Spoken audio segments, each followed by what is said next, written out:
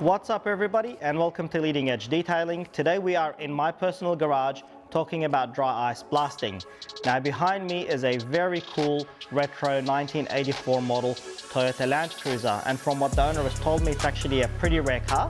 I don't really know much about my off-roaders except this thing is pretty cool, and from what the owner tells me, it is very rare. It's the 3 wiper blade model. Those of you who are into off-roading, please feel free to chime in and tell me what's special about this car that I don't know. Something to do with the shape and the 3 wiper blades. All I know is that when I think of Toyota Land Cruiser, I think of this. The actual owner of this car, who is fairly renowned on social media, he has a 70 series already and purchased this to be his daily driver. Now, being a 1984 model, he wanted to make sure that there is no rust for him to have to fix. He brought it into me right after delivery to dry ice blast. As you will see in this video, quite a surprise to me, this car is actually very good for its age. Everything came out beautiful.